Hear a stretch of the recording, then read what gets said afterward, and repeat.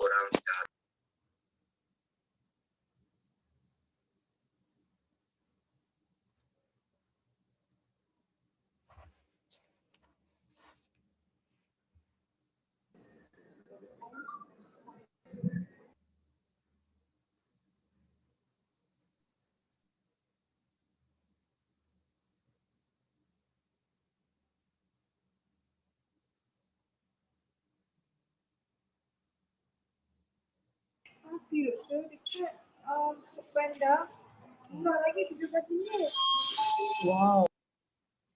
Assalamualaikum warahmatullahi wabarakatuh. Hello and welcome to our international webinar entitled Social Media in Oral Health Promotion.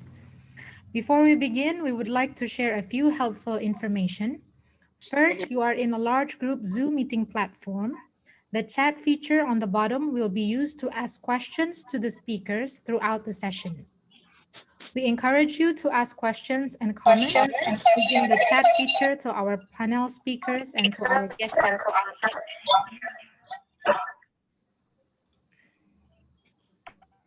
Please state to which speaker are you addressing the questions when you write them. Your questions will be answered at the end of the session after all 4 presenters finish their presentation. You can post your questions on the chat feature anytime during the presentations. And second, today's sessions are being recorded. You can view the event again at our faculty YouTube channel named Dentistry UI. The recording should be posted within about 24 hours.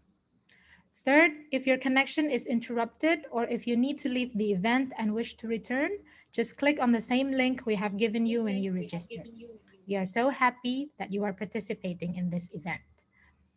And now to officially open the international webinar, representing the Dean, here are the Manager of Research and Community Engagement, Dr. Yuniardini. Dr. Yuniardini, are you here?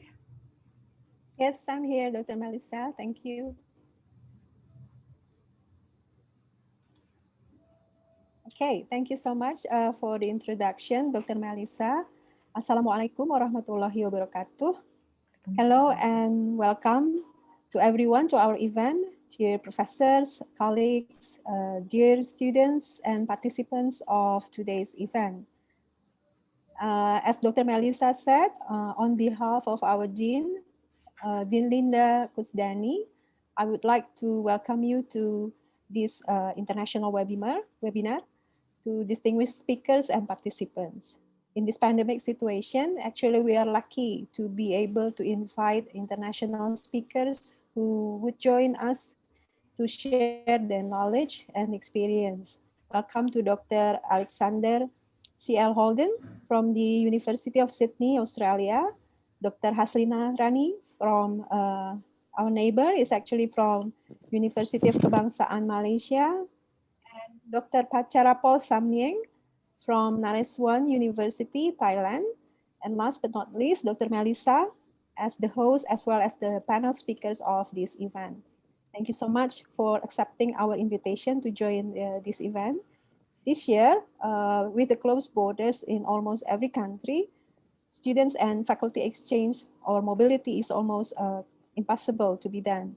So here our faculty initiated that the budget that previously allocated for students and faculty exchange will be allocated in various international webinars such as this one. So thank you so much for the organizing committee to arrange this event. I hope this webinar will be beneficial and fruitful to you all. And then please enjoy. Thank you. Wassalamualaikum warahmatullahi wabarakatuh. Waalaikumsalam warahmatullahi wabarakatuh. Thank you, Dr. Ita. So we are going to start our session. My name is Dr. Melissa Adiatman. I'm a lecturer in the Department of Dental Public Health and Preventive Dentistry in Faculty of Dentistry Universitas Indonesia. And I want to report a little bit about the participants of this event. So we got participants from Indonesia, from Malaysia, from Thailand, and several other countries. In total, 196 people registered for this event. So it's quite a large number. Not all of them already joined the link, but maybe in a few minutes they will join.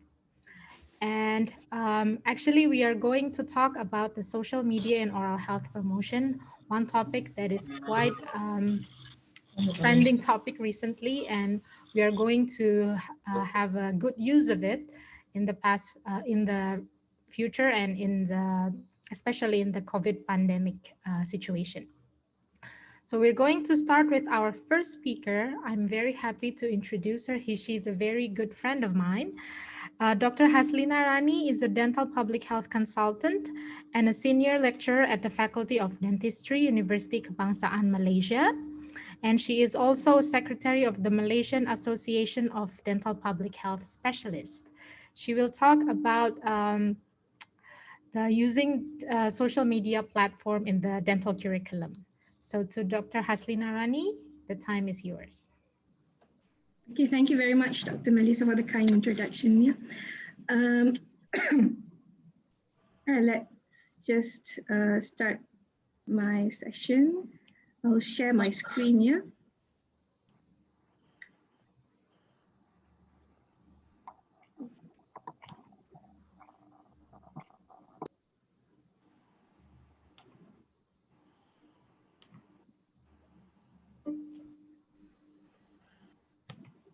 Okay. All right. Before I start, I'd like to thank the University of Indonesia, Faculty of Dentistry from of University of Indonesia for organizing this event and for having me here. I'm very excited to be here with everyone. Yeah, and just practicing my Indonesian. Yeah, selamat siang. I'm right. Am I correct, Dr. Melissa? She always scolded me for not being able to speak Indonesian properly. Yeah, and she was my senior when I was doing my our PhD in Tokyo. Yeah. All right.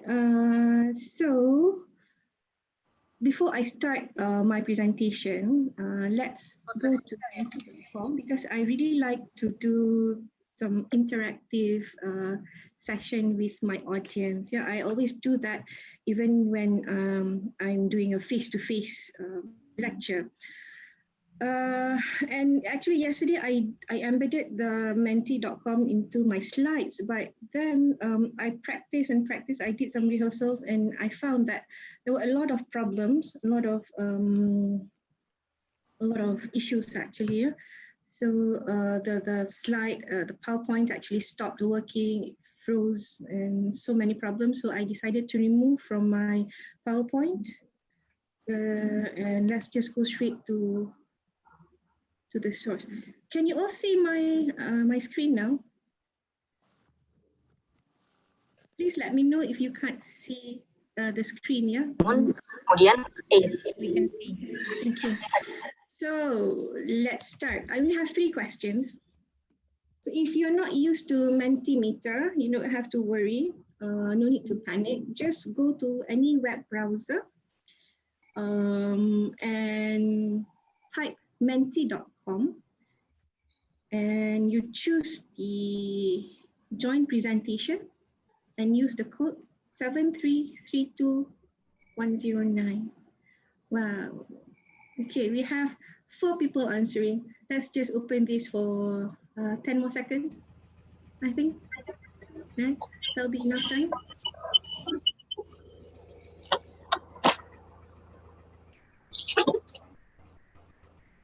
I think I will also answer.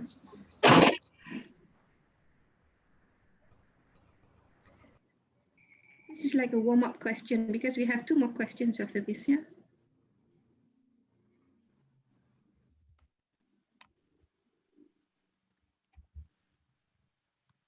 Kemudian ada imunologi nih. 7332109.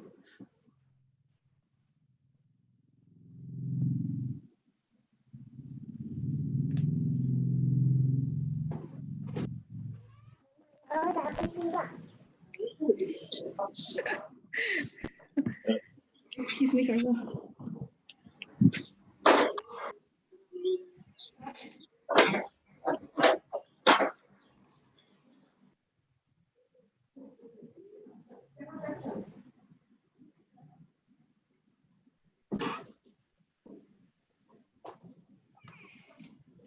All right. have people watching from Japan and Australia as well? Oh yeah, okay. All right, so let's move to the next slide, yeah? So that's very good. Hi everyone, I'm from Malaysia. I'm from Selangor, which recorded more than 1,000 COVID case these last few days, yeah? Okay. How frequent do you use the following social media platform? So wait, I have here Facebook, YouTube, Instagram, Twitter, TikTok, LinkedIn, and research too. So you have sliders. So you just slide the dot here to either 1, 5, and we can see actually from here. Let's say if you're like my kids who are always hooked on YouTube, then probably you put 5. Yeah. I don't. Oh, we have TikTokers among us. That's interesting. All right. So a lot of us actually use YouTube, yeah?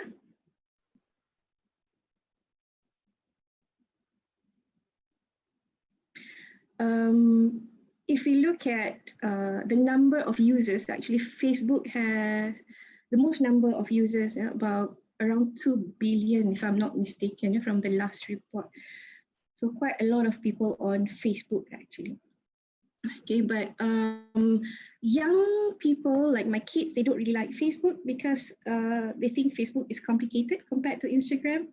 So they prefer to be on Instagram, and the younger one actually prefer TikTok for I don't know what reason. Okay, that shows the generation gap. All right, so next, we know that everybody's using social media nowadays, right? But what do we use it for?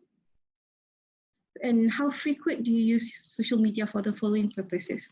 Is it for socializing with friends and family, getting updates on news and current issues, looking for information, promoting own work?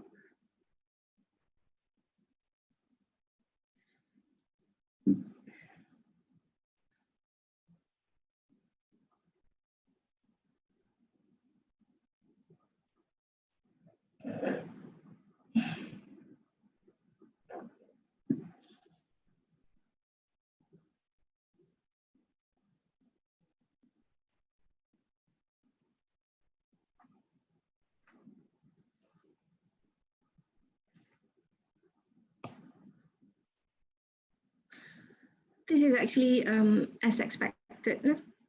I see a lot of us are actually using it to socialize with friends and family. As the name suggests, it's social media, and we use it to get updates, look for information. And nowadays, I find that you can get information faster. Even the news network are using social media to share latest news with people. Yeah, and good to see that. Some of us also use it to provide oral health information for the public, which is what my lecture is going to be, not lecture, my sharing is going to be about. Okay. Sorry, this one, no need. We're not going to do this. Okay. I wonder what is this. So as introduced just now, I'm Hasina Rani. I work for the Faculty of Dentistry, University Kebangsaan Malaysia. Yeah, and I'm also the secretary of the Malaysian Association of Dental Public Just 2020 to 2022. I came back from my postgraduate studies in 2015, end of 2015, and around that time, there were a lot of news being featured online and even in the mainstream media like the TV, television news, or newspapers on fake dentists. Yep. It was around circa 2017, I think 16, 17 at that time. A lot of news, people who provided illegal dental services, and they got caught and they got punished. Yeah, quite a number actually being featured and repeatedly featured over and over again. But at the same time, when I went, my students and I, we actually went online on Facebooks and Instagrams to see, we did a small study to see about this illegal practice, and we could still find a lot of users actually providing false information, providing illegal services to the public with regards to oral health. So that was quite alarming, yeah. And because of that, we decided to amend a little bit, just tweak a little bit of what we have been doing in the Faculty of Dentistry UKM. We already have a module on developing health education materials for public and patients.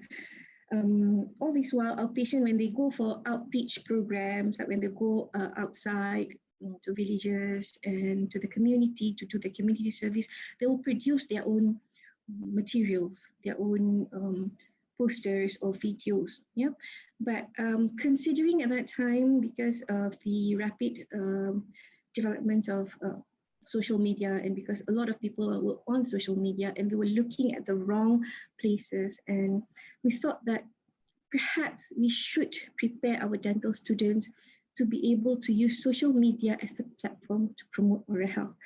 So we decided to amend the curriculum a bit and added the social media part in it. Okay. So this is a rough overview of our module. Yeah? We have 4 units with 7 activities. Yeah? It starts with the initiation phase, where the students are divided into groups and they have to discuss among themselves who will be in charge of what in the group. Yeah, and the objective is to conduct an oral health promotion campaign online on social media. So they have to decide who is in charge of poster, who is in charge of videos, who will be in charge of the social media campaign itself. Yeah. And they also need to do a situational analysis of the issue that they want to cover, why the issue is relevant, what are the evidence behind things that they want to do. So that's the first phase, the preparation or initiation phase, we call it. And the second phase or the second unit is the development unit, where we have several activities that includes developing health education materials, so either posters or e-posters, e-posters or videos, and as well as social media strategies. So here they will learn about, the type of language suitable when they develop the materials. They need to think about patients' health literacy, and the language that they must use for the materials that they're developing, the visual, and even the videos, the length of videos can't be too long because they're using social media. Not many people likes to listen to watch long videos on social media, depending on the platform as well. And this unit is actually the longest period. We make it the longest for this for them to spend more time to really think about doing it. Okay, the next one is the implementation unit. Okay, this is where they actually conduct the social media campaign. Initially, we wanted to do it for 1 month. We wanted to do it for 1 month, but after a lot of discussion and a lot of thinking, we found that doing a social media campaign is quite taxing. It's quite tiring. You need really to be always on your toes because people are commenting all the time. So you need to be able to strategize on how you want to manage that. And doing it for 1 month is a bit too much for the students. So we decided to cut it short to just a 7 days campaign. So they conducted the campaign. This year is actually the second cycle. Last year was the first cycle that we did this. And last year they did it in February. So this year probably end of February or early March. All right. And they also need to monitor the engagement, look at responses and comments. And here they also need to learn about the professionalism and ethics of being a dentist on social media, right? Because it's important, yeah, not to be too emotional, not to be too carried away. I know that a lot of us are very passionate in what we do. We like to sometimes netizens can be quite challenging. Yeah? They will come to you with Googled information, and just because they know how to use Google Scholar, they think they are smarter than most of us. Yeah. So these are the things that the students need to be aware of. You know, how to react and how to respond towards these kind of comments. But Alhamdulillah, for our first cycle, we did not encounter such comments, but we did receive several questions, and the students, some of them, they were not sure of how to answer, so they need to discuss back with the supervisors. Just for your information, each group were, a supervisor was assigned to each group.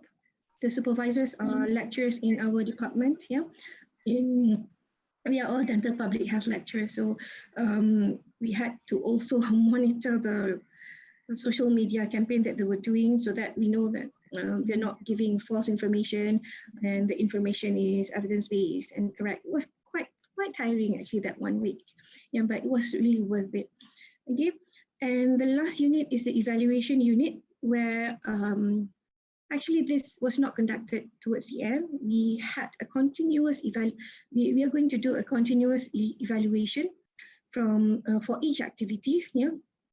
So the students are going to self-evaluate themselves, and we're going to have, because it's a group work, it's important to have peer evaluation as well, so that we do not have freeloaders in the group.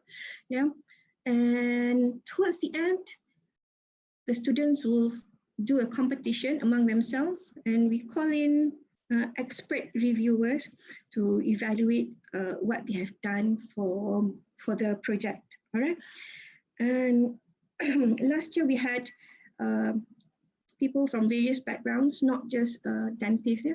So it's good to hear other people's opinions about what we do.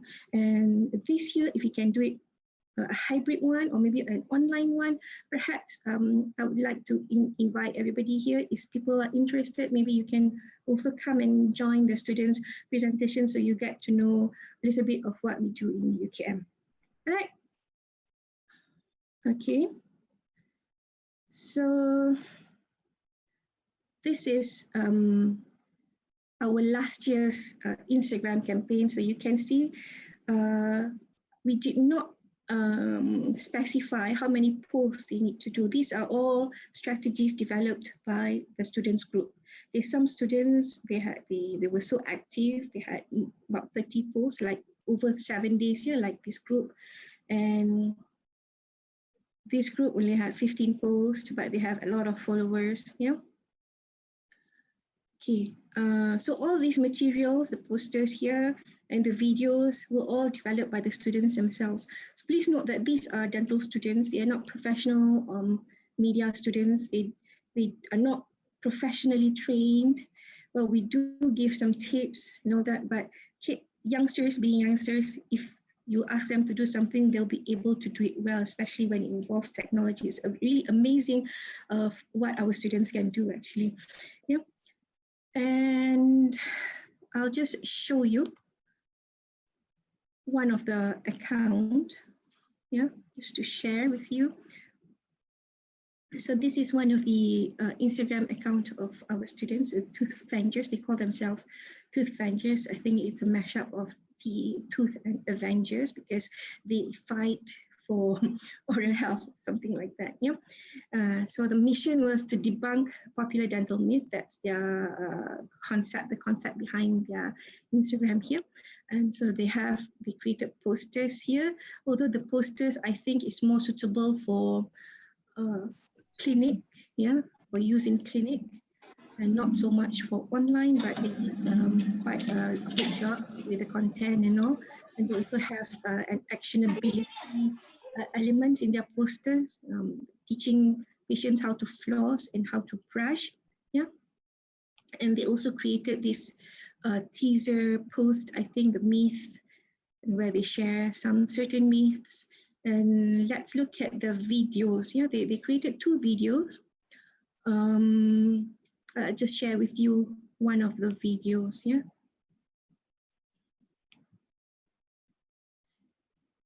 Wait. Okay. Let's go full screen.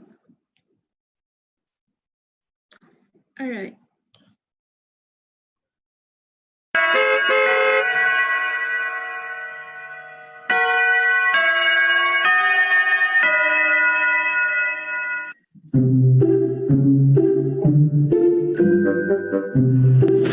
An ally has slain the turtle.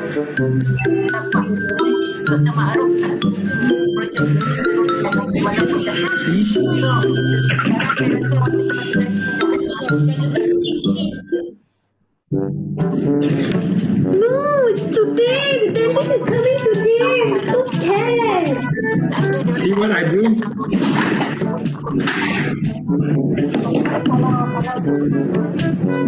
Look at all this. My dad bought for me from overseas and they have super hard bristles.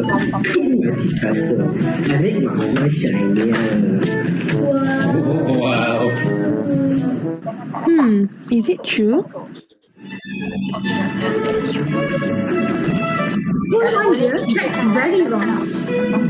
Exactly. That's a misconception held by many others. You know, actually, soft bristle toothbrushes are better. That's true. Actually, we believe that our hard bristle toothbrush can actually damage our tooth surface when as a mentioned.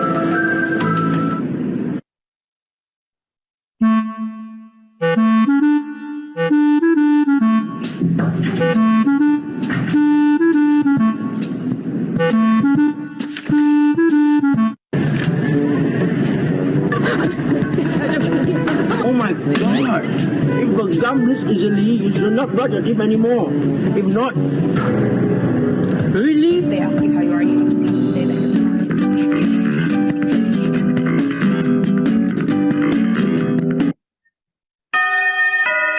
So somebody answered this one.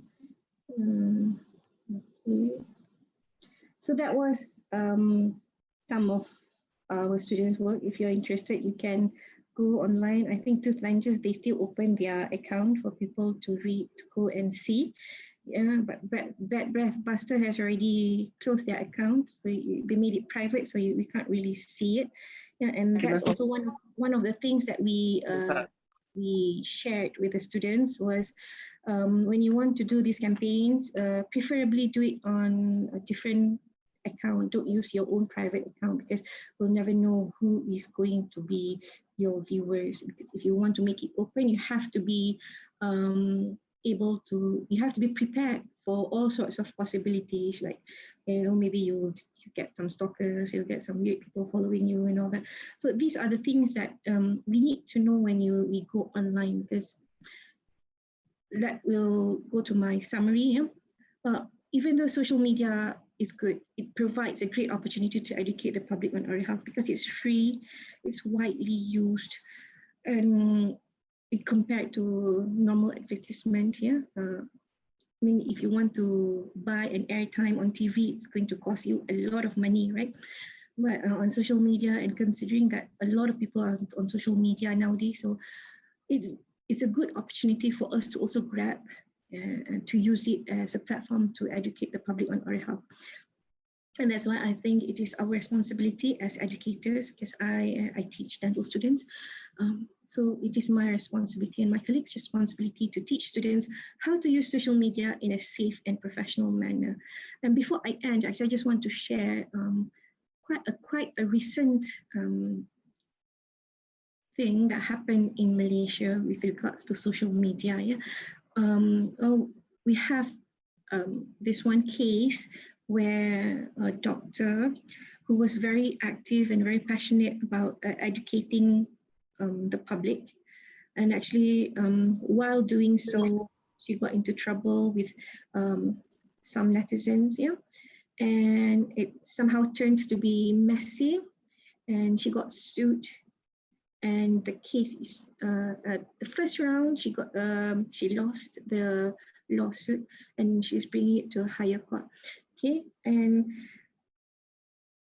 even though what we want to do is very good, it's very commendable because we want to help the public, but we also need, at the same time, we need to know how to protect ourselves from certain things, from the dangers of being online. Because what goes online stays online. So this is something that I always emphasize to my students, because I also learned it the hard way. Which will take another another session if you want me to share that. But well, all in all, yes, good to have social media. It's a great opportunity, but we also have to be careful, and it is our responsibility to help our students on how to use social media in a safe and professional manner. And with that, I think I have used up my 50 minutes. Thank you so much. I hand over the session back to Dr. Melissa.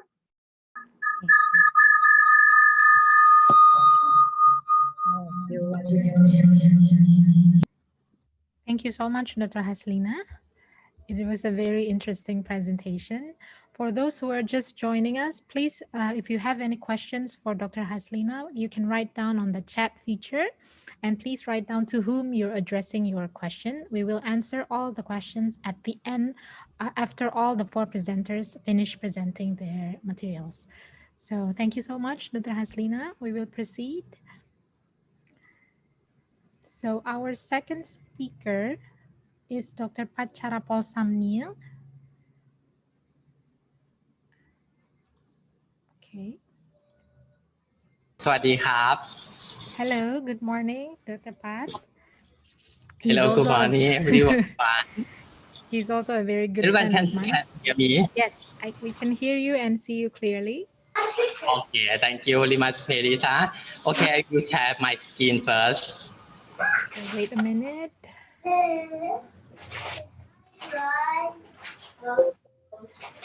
Okay, Dr. Patcharapol is an assistant professor in the Department of Preventive Dentistry, Naresuan University, Thailand.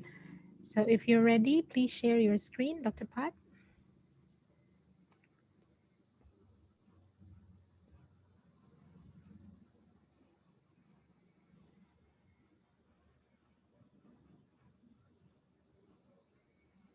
Okay, please unmute your microphone.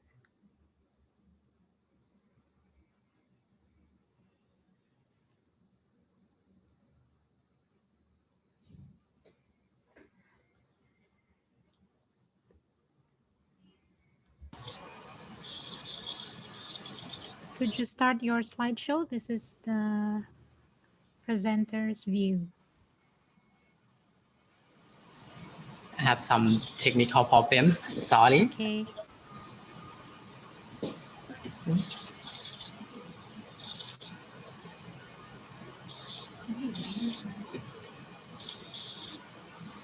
Okay.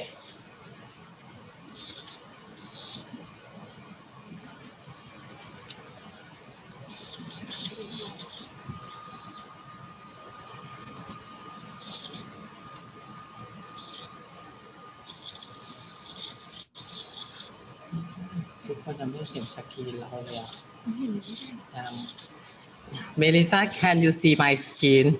Yes, but this is the presenter's view, not the slideshow. Okay, my slide already show. Yes, but still in presenter's view. So maybe you can escape, get out from the presenter's view first, and then start over. Turn off the presenter's view. Sorry. Or maybe I can share from my computer if you want.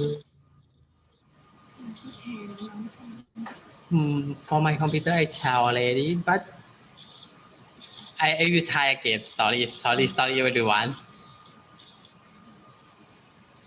Try the window button. Not use duplicate if you use 2 screens. Okay, now it's okay. Now everyone can see my screen. Sorry, Melissa, you can see my screen already. Yes, yes, very clear. Yes. Okay, okay. I will start now. Okay, sorry.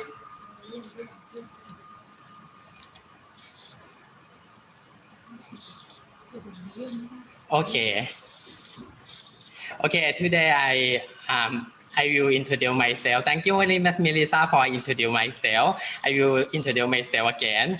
I'm part from Naresuan University. Naresuan University is the lower north part of Thailand. Today, I will proud to present about the topic of social media and oral health promotion in Thailand.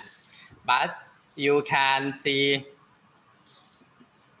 you can scan my QR code for my slide here. Okay, before I start about the oral health promotion and social media, I will show you about the social media overview of Thailand. Now we have the total number of active social media users, about 52 million users in Thailand, and around 75% of all population, and past 4.7% from the last year, and 99% has social media from the mobile phone. And for the age group to use the social media, the number of age group is 25 to 34 year old. And second one is 18 to 24 year old. And for the most used social media platform in Thai, we have about the number one is Facebook, maybe the same for another country. And second one is YouTube, and the third one is Line. And but nowadays in Thai have some political problem. Maybe Twitter will more used for the platform now. And for more interesting in the TikTok in Thai, maybe will increase in one. For the Facebook audience, we have the 47%, 47 million user Facebook in Thailand, and have some 79% of population. And for the Facebook, we have some the male and female are equally 50% and 50% for use the Facebook. And for Twitter, Twitter is the small number of Twitter, because we have some only the 6.5 million users, and more interesting is the female Thai people use more Twitter than male. Okay, and this one is the overview of the data social media in Thailand. And for the social media and oral health promotion, we are in Thai. We will start about the program of the teledentistry program. Every dental school have the teledentistry program. The teledentistry program is with the teleconference with about the remote dentist and remote the patient. This one we use the teledentistry program. We use the program one. Okay, and we can share about the photo or the picture in another side. And for this example, this one is the doctor can talk with the patient clearly about the what's happened, what the symptom of them, and how to get the really pain, anything. This one, and not only the talk with the patient, maybe the teledentistry will about the general dentist will some consult with about the specialized dentist. If you have some more complicated case, you can consult with special one, the case one. This one is useful, or maybe the benefits of the teledentistry it will use in Thailand now. And about the social media activity in dental school, I will show you about the pin of Songkha University. This one is not my university, but this one is the faculty of dentistry of pin of Songkha University. They use about a lot of social media activity in dental school. They have a line ads for the health promotion for the baby or for the mother of the baby, and about the page, Facebook page, and about the YouTube page, YouTube channel, and about the website, and about the application from the social media activity on the faculty of the dentistry of Pin of Songkha University. This one is social media activity in dental school. And for my university, we have some NU, because Naleswan University, we call the nickname about the NU. We have the NU Radio. The NU Radio, we have some about the YouTube channel of NU Radio. That's this one to promote about the oral health care and oral health examination and some oral health care information for the patient in this channel on YouTube for population. Okay, next we will start about the case study or about the research of social media and oral health promotion in Thailand. In the about the COVID period, because every country have a lockdown period, but every patient or maybe some have some kind of the symptoms, some kind of pain in the oral health problem. That mean is in Thailand, maybe the dentist in Thailand have some volunteer for about the line official for about the then COVID.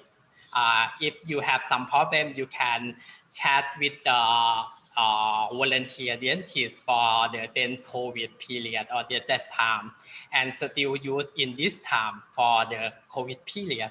Okay. And I will show you about the research.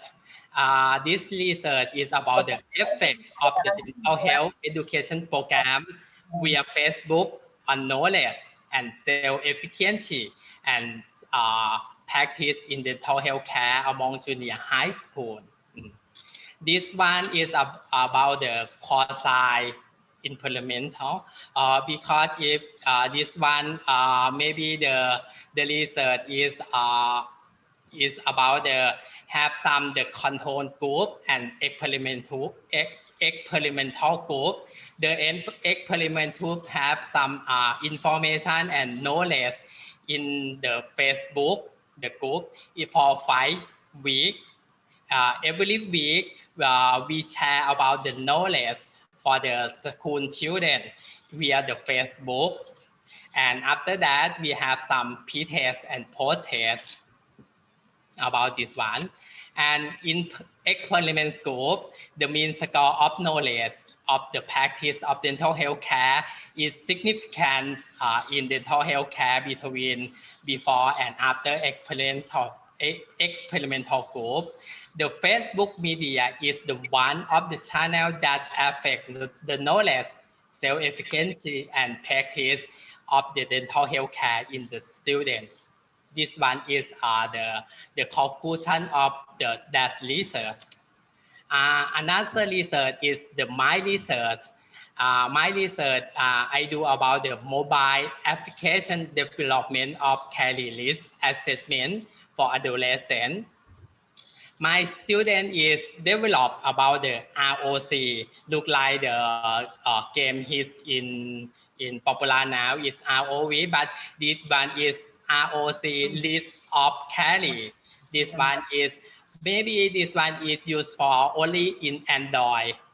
You can download in Android, but not limit in iOS. But this one maybe I develop about the application for the Caries list assessment. This one.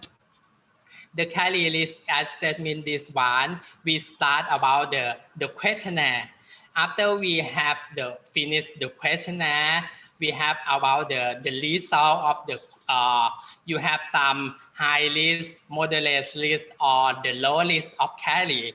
And after that, the application show you about the suggestion of you. If you have the high list, if you what do you want to do? If you have the low list, what do you want to do? The same like that. And in the application, we have some about the knowledge in about the how to brush your teeth and how to take care of your teeth. And we have some the video in the application, how to take care of your teeth, how to brush your teeth, some kind like that. This one is the application that I developed with my students. For this research, the development of applications they seem to be the effective.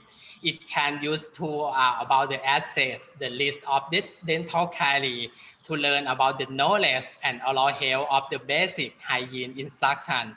The laser hope I hope that the user will obtain some benefits from the application, then apply the use them to take care of their oral health, reduce the risk of the dental caries in order to have the better oral health and better quality of life.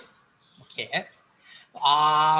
For the last for the last research that I will show you about the relationship between the health, literacy, and toothbrushing practice among young adults. This group is about we have the health literacy and toothbrushing practice about the young adult. For the conclusion of this one, the result from this study suggests the improved oral health literacy on toothbrushing and access to toothbrushing information by using effective communication. This one. That's all. If I show you about the oral health and social media in oral health in Thailand. But for my idea, if you have some digital literacy, do you should have some digital literacy, and do you have some oral health literacy and the consumer health IT tool and good oral health content? That means if you combine it with four of art, maybe four of this one, maybe will improve the oral health for my idea. Okay, thank you for your kind attention. I will Medicine. Thank you so much, Dr. Pat, for your very interesting presentation. So we already have some questions, but we will put it at the end of the session. So please stop your share screen. We will move to our next speaker. Thank you, Dr. Thank you. Pacharapo Samniang.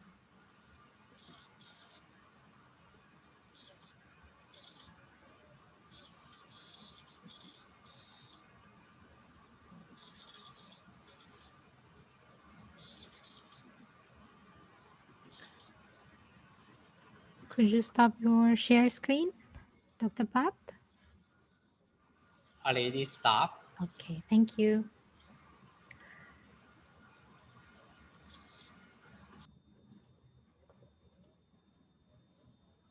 Okay, moving on. Our next speaker is our guest lecturer, Dr. Alexander C.L. Holden. He's a senior lecturer and a registered dentist in the discipline of Population Oral Health, University of Sydney School of Dentistry. He got his Master of Community Dentistry in the University of Otago and then finished his PhD in the University of Sydney. So Dr. Alexander here, his theme is unfollowing professionalism. So we are very curious on what he's going to talk about. And you have 60 minutes. So please, Dr. Alex, if you're ready.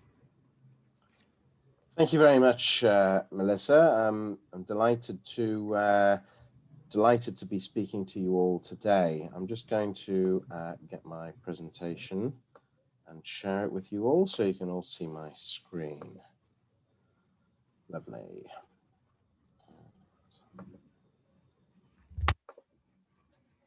Okay, so thank you very much, Melissa. My name, as you guys know, is Alex Holden. I'm a dentist and senior lecturer here at the University of Sydney, which is where I'm beaming from you today. And I guess the nice thing, one of the nice things about being an academic in the COVID era is the ability for us to connect in this way without necessarily having to jump on a plane and travel. I mean, the wonders of Zoom and connecting us all is quite wonderful. So let me tell you a little bit about sort of my journey that's brought me here to talk to you today. So I qualified in the UK, as you can tell by my accent, where I did my undergraduate dental degree at the University of Sheffield.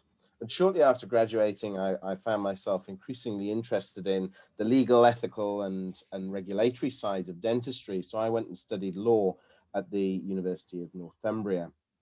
And then you can see I like dental public health so much. I did 2 master's degrees in it.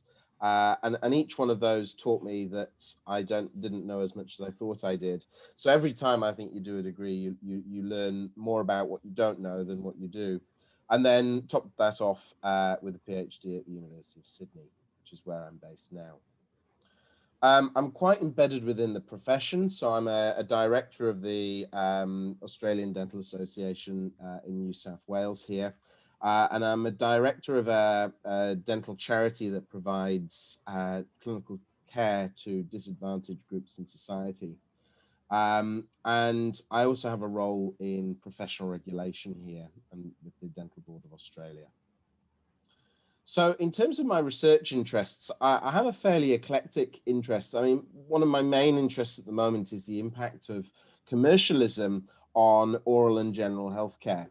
So thinking a little bit about how are consumers of dentistry and dental care influenced by the advertising that's put out there by practitioners, and how do dentists manage consumerism and commercialism in their own practices. I'm really interested in how we can get our dental students more interested in the social determinants of health. Increasingly, as I'm sure all of you might be able to reflect on as well, we come across students who are interested and aware of health inequalities and health inequities, but we also come across the students who are just interested in what kind of car they're going to drive as a dentist and thinking about what's in the profession for them. And interesting to consider how we can take those students and get them a little bit more engaged with the social aspects of dentistry. I'm really intrigued by how dentists use social media, and I'm going to talk a little bit about that to you today. And again, thinking about how do dentists manage over-treatment in their practice. So by the end of this session, I'm hoping that I'll have provoked you to reflect upon how dentists might use social media and how this might be damaging to oral health and to the idea of being a health professional. Also, maybe thinking a little bit about the people who use our services, thinking about how consumers use social media and online advertising to make decisions about what services to access and what treatment to have. So one of the issues when I'm asked to speak about social media, the instant thing that pops into your mind is TikTok, Facebook, Instagram. I guess, though, we need to think a little bit more broadly around, well, what do we actually mean by social media, and what makes social media rather than just something like another website? And I guess one of the important elements of that, and there are lots of different ways to define social media, but one of the most important considerations is the use and engagement with user-generated content. And that's something I want to touch upon today in the context of people who might review health services, or perhaps practitioners who might fake health reviews, and the creation of fake news in dentistry and misinformation within the dental sphere. So when I qualified in 2006, when I went to dental school in 2006, I'm trying to make myself sound older than I actually am.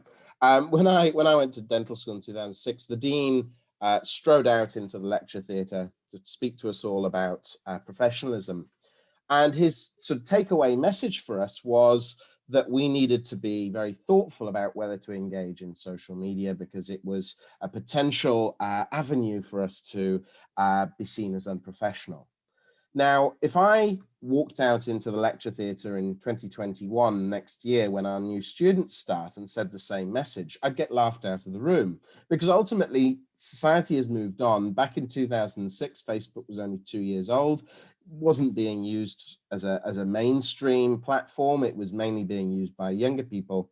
And I guess if we suggest to our students and to our profession that they don't engage in social media, that advice is not going to go down well.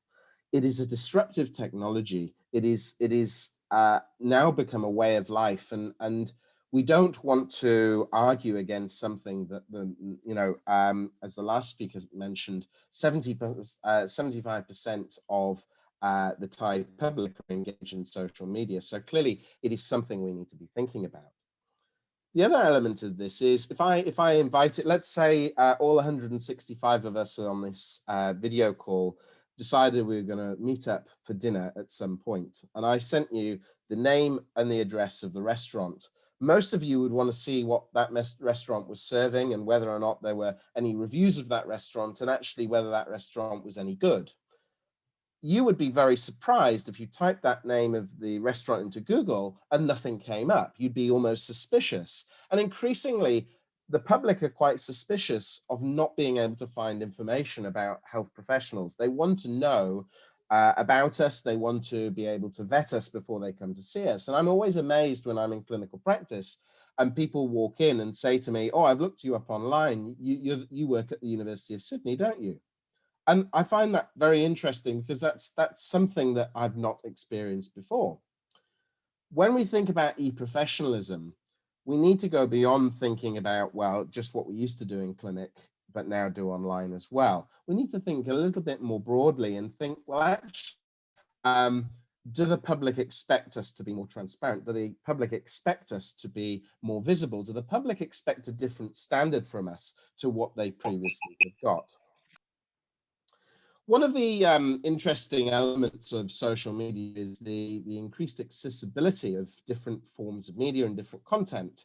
And dentists, and I guess the health professionals in general, have been very good at producing professional content to go online. Now, I remember seeing a demonstration video on YouTube of this pulley system for removing a tooth. And for those of you on the call who are engaged in implants, you may have come across this piece of kit where you screw a piece into the root of a tooth, and it uses a pulley system to sort of gently pull the tooth out and atraumatically remove the tooth without damaging the socket, in order to then be able to put an implant in. Used it, but it sounds like a good idea. And certainly from a professional point of view, it sounds like a piece of kit that is designed to improve health outcomes for our patients. The problem is this piece of information, this promotional video that the company had produced, then was picked up, as you can see here, by the Lad Bible. And you can see how they ran with the tagline, "You'll never want to see a dentist again after seeing this." And grim footage shows what really happens when you get a tooth removed. So what has started off as a promotional video to engage dentists to use this new bit of technology has now become I guess something that might actually end up putting people off coming to see the dentist. And I guess the question that we might want to ask as professionals is this really what we want to see from dentistry? And is this the kind of result that we would hope to be able to get from engaging with social media? Ultimately, one of the risks is that when we post something online, we can lose control of that, and the public might be misled. I'm going to mute myself for 2 seconds because I need to cough. Excuse me, it's not COVID. I've been tested. It's all good. Okay, so I'm going to talk to you a little bit about some research that we've done. It's getting on a bit now. It's 2 years old, but this was work that I did here in Sydney, looking at how dentists engage with compliance regarding advertising and Facebook. So advertising is clearly something that we all accept happens in dentistry. It all potentially is something that is a necessity. But as we talk about advertising, advertising can be about education. It could be about persuading people to engage with a good or product, but it also could be about manipulation. And I guess it's that element of dishonesty or convincing people to have something that they don't need, which causes us a little bit of concern. If anybody's, by the way, not muted themselves, can you mute yourself so that we don't hear you? So this is a piece of research that was published in the Australian Journal, and I'll send around these slides after this presentation. So if you're interested, you can look this reference up. And it was work that I did with the head of school and dean, Professor Heiko Spalek. Now in Australia, we have fairly strict rules around advertising health services, which extend to dentistry. So we're not allowed to engage in false and misleading or deceptive advertising. We're not allowed to offer gifts or discounts that don't have clear terms and conditions. We can't use testimonials or purported testimonials, and that's a really important element of this. We can't use advertising that creates an unreasonable expectation that the treatment's going to be beneficial to a person having it. And we can't encourage people to engage in services in a way that means that they'd be getting unnecessary treatment. So what do we want to look at? Well, we wanted to think about, did dentists actually engage with these rules when they actually advertise their services online?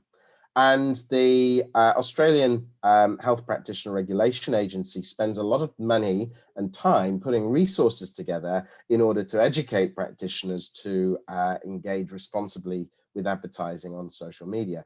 And we want to understand, well, is this working?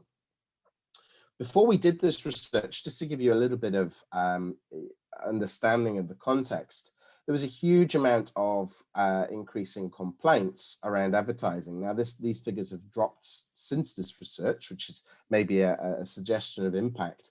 But increasingly, all of the offences that happen against the Act that I've just shown you that list of offences from, 75% of those related to breaching advertising regulations, and 16% of these were dental, and that's disproportionate because dental is only 3% of the health workforce. So clearly dentists, because of the commercial nature of dentistry, are engaging in more advertising and therefore attracting more complaints than other health practitioners. So what did we find? We looked at 266 dental practices in the Greater Sydney area, and the way we found those was by using Facebook's own search function and typing in each suburb of Sydney and looking at all the dental practices that came up. And what we found was 71% were using testimonials in breach of the law. So that is showing reviews of that service. 5% were displaying false and misleading information. And the way that we looked at that is, was there a clear evidence base? Was it an evidence-based claim that they were making? 4% utilized offers with no terms and conditions. Around 20% had material that was likely to create unrealistic expectations of treatment benefit. And 17% encouraged indiscriminate or unnecessary use of dental services. And I'll show you a few examples of these now. So here was a good example. This is a little cartoon that was on somebody's Facebook page saying that porcelain veneers are wafer-thin shells of porcelain that are bonded to the surface of the tooth. They're beautiful, durable, and strong, and the optic and physical properties of porcelain veneers are designed to mimic your natural teeth. Now, the issue here is, of course, that there's no real balance here. There's no sign that actually this might be damaging to your tooth, that obviously the removal of tooth structure means that you shorten the life of that tooth, and that these porcelain veneers might not actually last for the rest of your life. The good chances that they won't. And I guess that even the way that this is presented, you've got a sad tooth here that's clearly not got a veneer, and look at the veneered happy tooth. He's all smiling and got little stars around him. So you can see here that there is an issue in the way that this is being presented.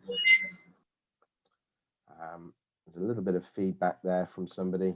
Please just make sure your phone or your device is on mute.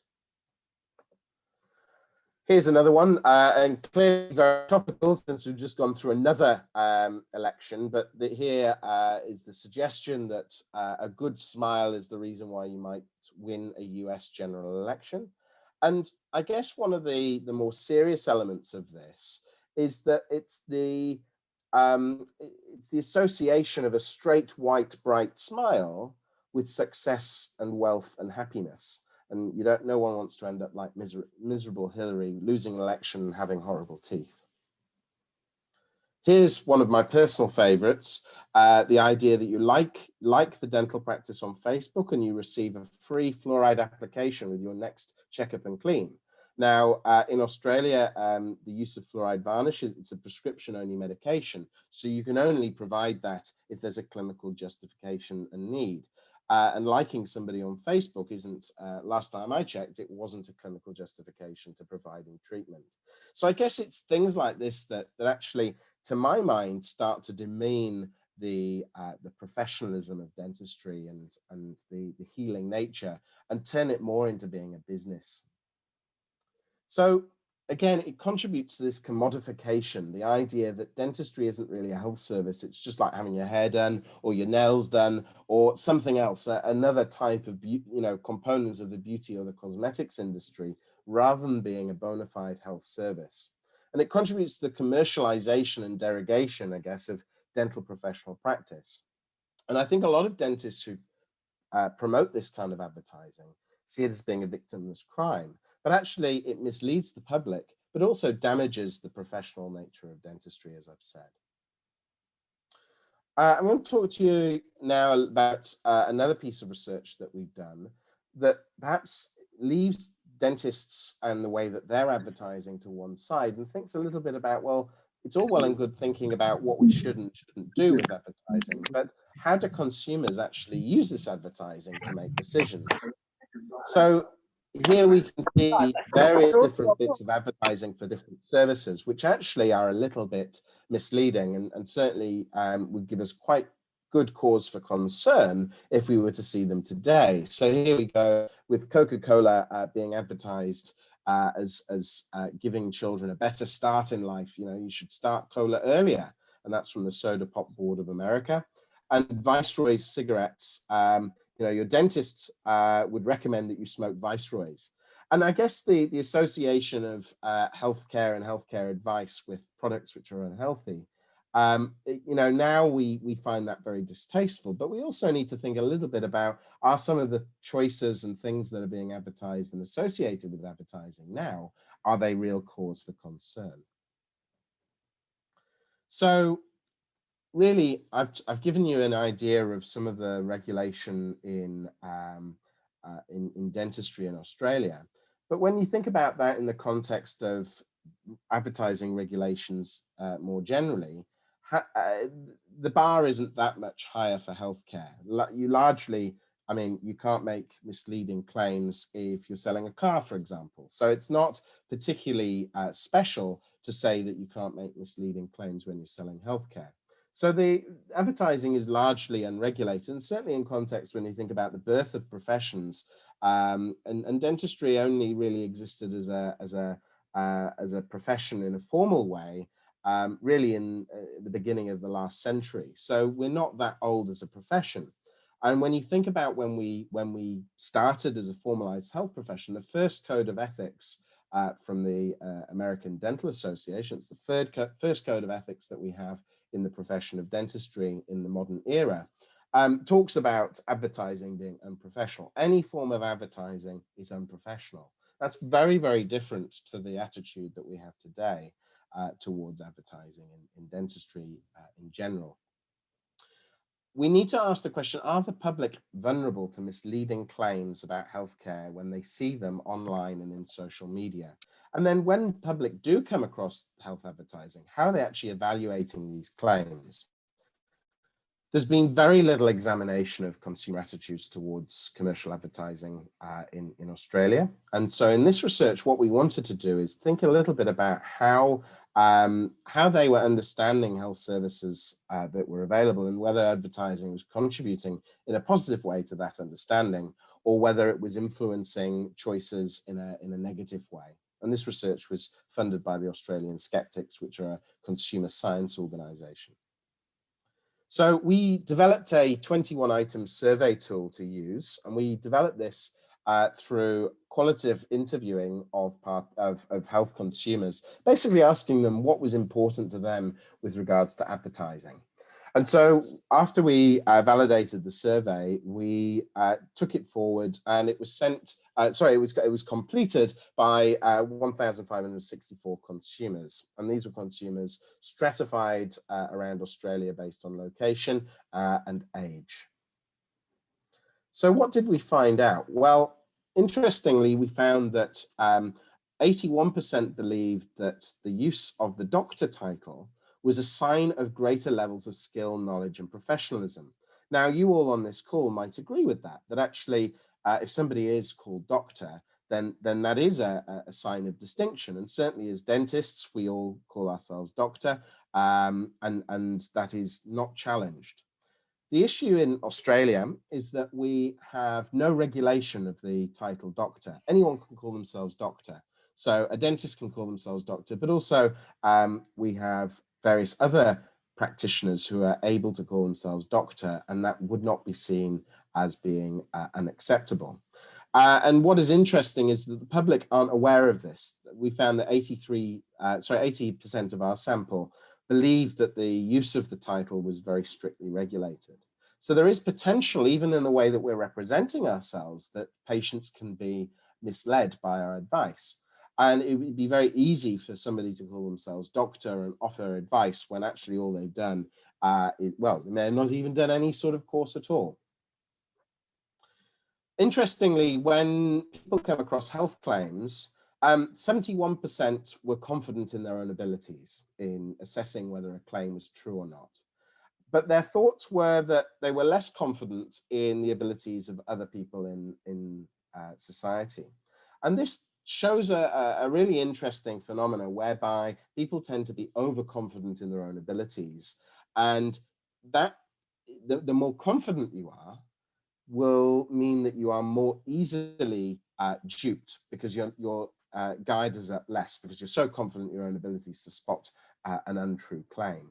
So this is an interesting finding, and I guess that it raises this concern around how the public might be protected from health claims that are made online. When they were looking at testimonials in healthcare, the majority of participants felt that testimonials were untrustworthy, and most found that they weren't really able to assess whether a review was written by a real consumer. But interestingly, 65% felt that testimonials were helpful. So even though they didn't trust them, they found that testimonials were quite helpful. And 66% quite liked advertising. They felt that it helped them understand the health services that were available to them.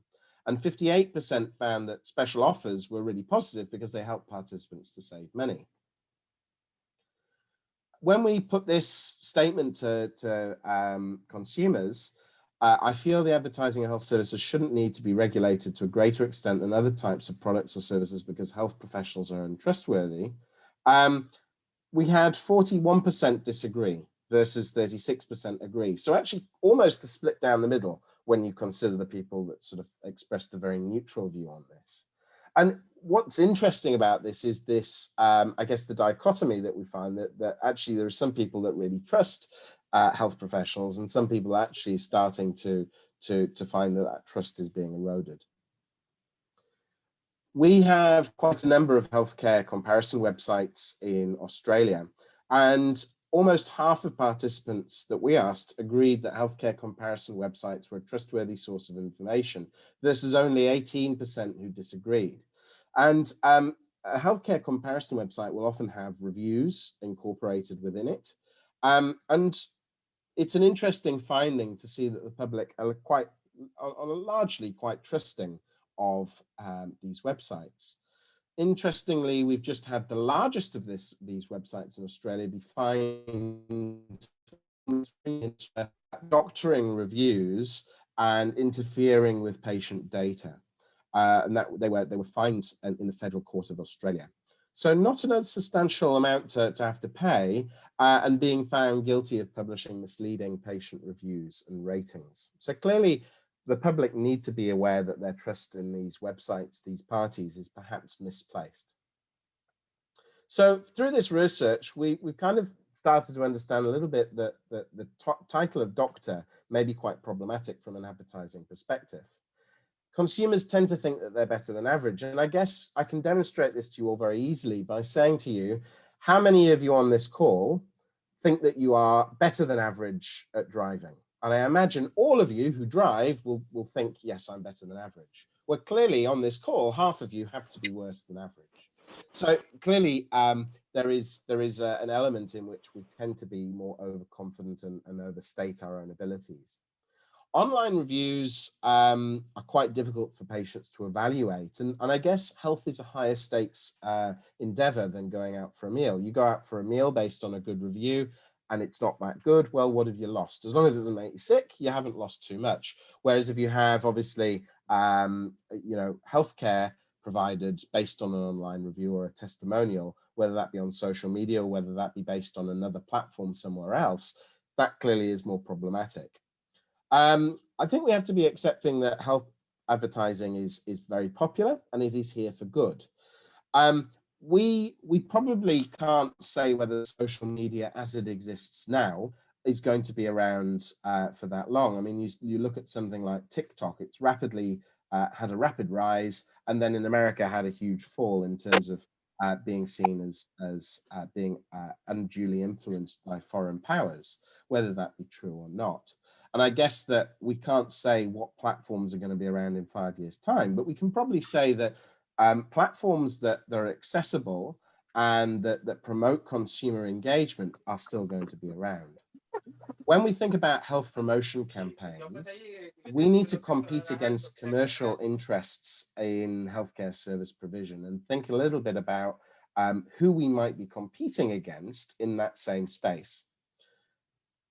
Dentists are hugely respected within society, and that's, again, not likely to change, and we have a huge amount of legitimacy.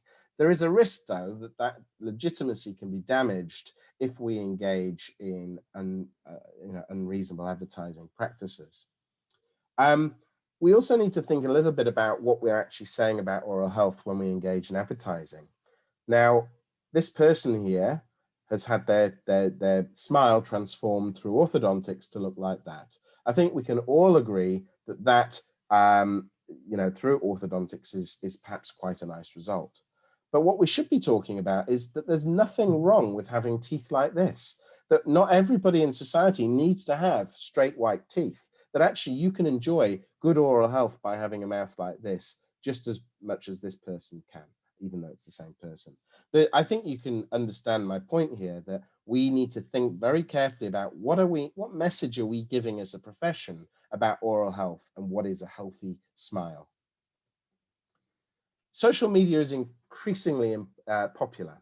And if we as a profession or whatever as a group decide that we need to place restrictions in trying to impact access of the public, and censor certain information they're likely to see, that is not going to be a particularly popular move, and it's probably not going to be a policy that gains traction with politicians and policymakers.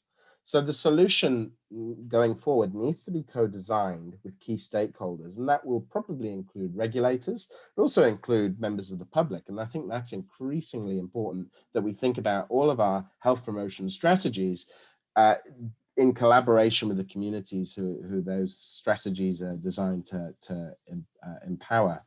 And consumers might find social media to be untrustworthy, but they like it. Ultimately, it connects them to something that they wouldn't otherwise be connected to.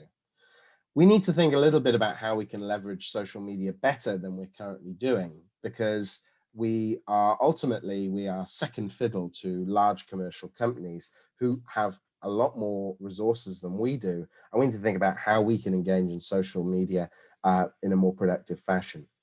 So just to conclude with, our contemporary regulatory policy needs to balance the risks of misleading and false health information with the increasing public desire to be engaged, but also to have transparency and free access. When we think about selling health, we also need to think a little bit about engaging with the strategies that somebody like Coca-Cola and McDonald's would use. And before I came onto this call today, I had a meeting, I had coffee with an advertising executive who was talking about how he would, on the one hand, work for a company that was selling oral health, but also be working for someone like McDonald's, where the objective is to sell as many hamburgers as possible. And we need to be engaging with people who have the same skill set that they might use to sell hamburgers, and think, well, how can we sell oral health in a more proactive and thoughtful way that is ultimately going to be appealing to the general public? Health messaging, we're existing in a really competitive environment. We need to think a little bit about how we can engage with our own profession, to think about how we can empower practitioners to, I guess, advertise in a socially responsible way that doesn't create this interest in, a dental appearance, which is ultimately nothing to do with oral health. And to think about, how can we sell health promoting messaging that the profession is happy to sell, instead of perhaps messages which are centric around messages around cosmetics and ultimately things that don't improve oral health. So look, I don't know whether we want to save questions to the end or whether we want questions now. I'll leave that up to Melissa. I'm very happy to answer any questions. I do have to leave by 11 o'clock your time, I'm afraid. But I'm always happy to engage with people either via email or again, social media. Thank you, Dr. Alex. Because you're going to leave at 11, so perhaps we're going to start the question and answer first. For those who are willing to ask questions to Dr. Alex, please post it on the chat box below. Okay. I got one question from WhatsApp, actually. So, okay. What do you think about the dilemma when the dentist display like before after pictures, but actually the intention was to educate people about the case or educate people about oral health, but in the end up looking like giving a review of his practice? So in terms of like social marketing or education using social media, what do you think about this dilemma? So my view might be slightly more extreme than others on this call, but ultimately my feeling is to the general public, and actually even as a dentist. So if I see a before and after picture, and I guess like the picture I had in my presentation of a before and after orthodontics result, clearly, how do you evaluate that? I mean, as a member of the public, you look at that and say, oh, they had horrible teeth before and lovely teeth afterwards. As a professional, I look at that and say, well, clearly they had some sort of orthodontics or maybe some sort of bonding using veneers or composite, but I don't really know how they've done it. And it's not educational to me as a practitioner anyway, because it's not showing me any of the steps. I haven't had any of the history. So I feel the argument that those kind of pictures in themselves are educational. I don't think they're educational at all. I think they're purely advertising. They show the members of the public, this is a possibility for you, but actually, how do they know? And it might just be that you're creating this false sense of this is what we can do, that actually it's not going to be appropriate for you because you might have various other underlying problems that need to be dealt with first, or ultimately your mouth isn't right for this treatment. So I guess my feeling is I don't like before and after pictures. I think that they do damage professionalism. And I'm not convinced of the educational value of them, either to the public or to the profession. Okay, because the regulation in each country is quite different regarding this matter. So some are strict about sharing patients' pictures, but some are quite loose. So we cannot quite control what they are sharing in the social media. And one more question is on how about the dental practitioner that are sharing cases and sharing like study materials in their own website, in the clinic website? I guess the question is, again, what's the intention? Is it, sometimes I find that these exercises ultimately are oriented towards people showing off. When I come to presentations like this, and clearly we're talking about dental public health, but if I was a prosthodontist or if I was an orthodontist, you would all get far more out of whatever wisdom I might have by me showing you my worst cases and the cases that I've failed in. So that's, if we're here to learn, you learn by your mistakes. You don't learn necessarily by your successes. And you also show people how good you are by this is what I then learned from my failure. So I think that's my first thing in terms of professionals talking to professionals. Talking to the public, well, it's just advertising. It isn't there as an educational tool because it's ultimately people know that they can have their teeth straightened. You're not magically telling people, oh wow, I didn't realize that this existed. I think everybody, orthodontics has existed for several thousand years. So I think we know what can be done. I guess the question is, when you put before and after cases on your own website, what are you actually trying to achieve? So I'm a little bit cynical about that. Okay, thank you. Is there any more questions from the audience to Dr. Alex? Okay, we have one from Giovannia Adriel Roberta. Thank you, Dr. Holden, for the presentation. What is your take on how dental students can engage in social media in terms of oral health promotion or oral health education? Well, it was really interesting seeing Haslina's presentation. I think she's obviously clearly far more engaged with that side of things than I am. So perhaps she has a perspective on this more than I do. My view is that when our students leave university, and certainly in the Australian paradigm, we are really lucky in New South Wales in that we have almost complete fluoride coverage in New South Wales, which is really impressive. But the problem is with that kind of success is the only way is down. We can only become less fluoridated rather than more fluoridated. And I think teaching our students how to deal with people who, for example, might be against fluoridation or might have difficult views, teaching them ways and perhaps give them strategies to engage in social media in a productive way, I think is important. But also thinking a little bit about how, I think part of the professionalism program that I lead is ultimately teaching people about the dangers of social media and how one's public life and private life actually become blurred because of social media, and how the public do have an expectation that their dental professionals are respectable and professional people, even online. Okay. And one more question. What would be the best way for private dentist practitioners to inform public about their work without being overly advertising themselves? So that's a really good question. I guess you need to have some form of advertising presence. I don't think having before and after pictures is necessarily appropriate or needed because they don't necessarily. Ultimately, it does create that expectation of benefit, which it can be misleading.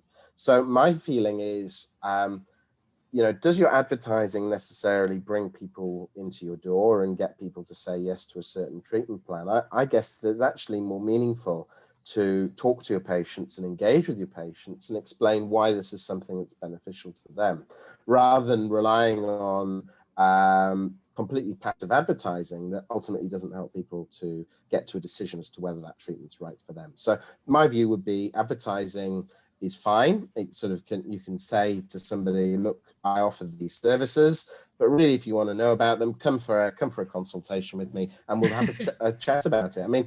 Ultimately that's I've never had a patient agree to a treatment plan because of an advertising piece of advertising I've seen. They've only ever agreed to a piece of treatment because I've been there saying to them, I think this is what you need and I think this would be in your best interest.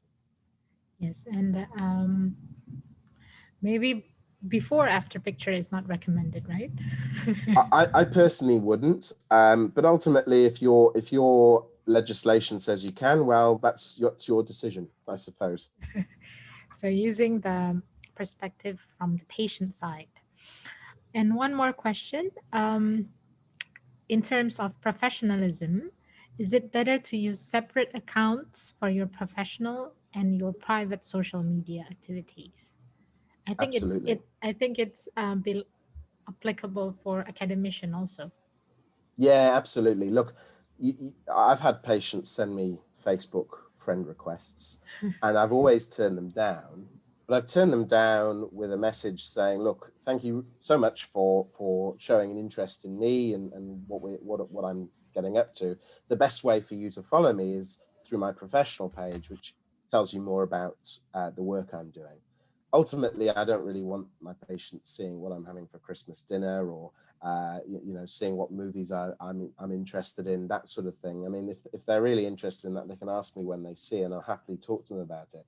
I think that perhaps that potential for boundaries to get crossed when using social media and having interactions with patients on social media is highly problematic. And I think there is that risk that in not separating the two appropriately, you can compromise your professional reputation.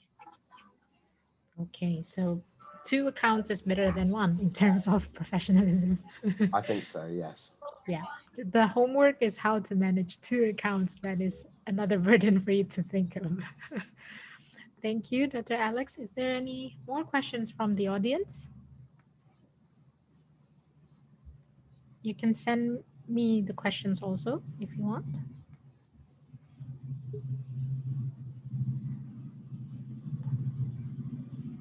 Wait a minute.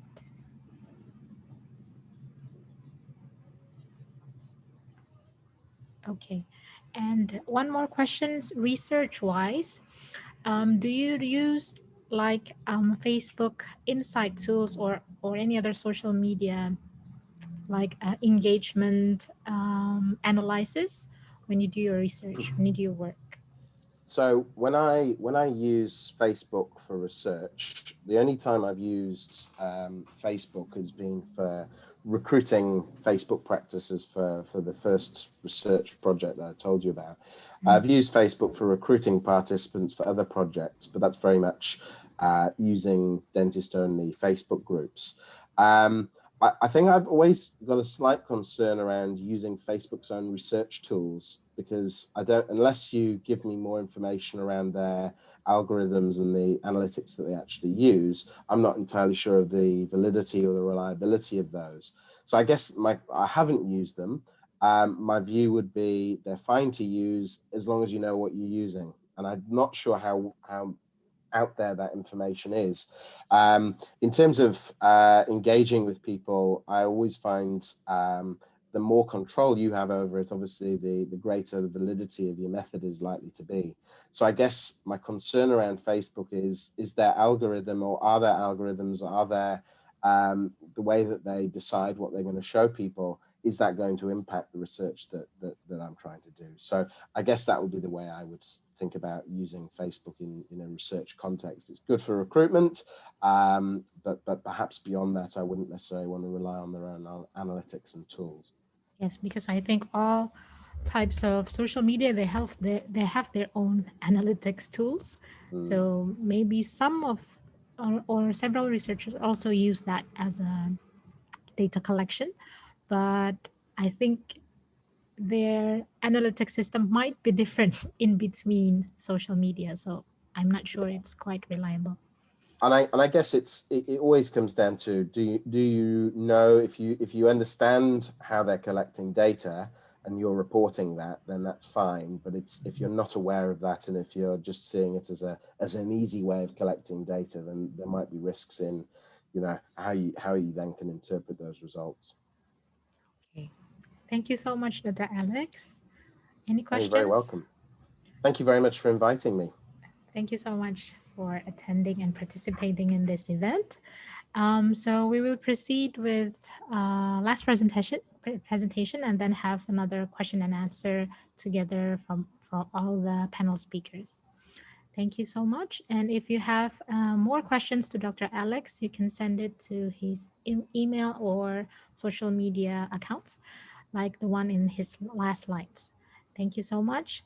So proceeding with last presentation, it will be my presentation. So you already hear about the context on social media in dental curriculum, and also from research part from Dr. Pat. And my part will be talking about the use of social media in terms of, in the setting of community dentistry. So wait a minute, let me share my screen.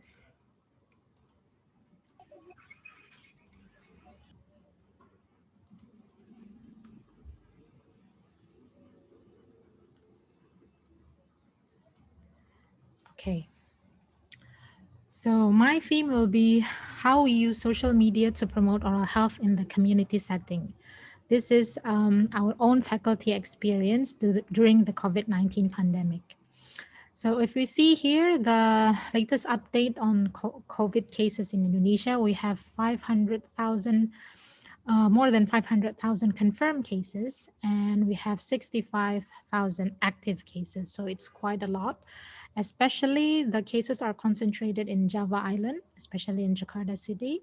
So this affect really bad into the public health center system. So in Indonesia, public health centers is a functional health organization unit.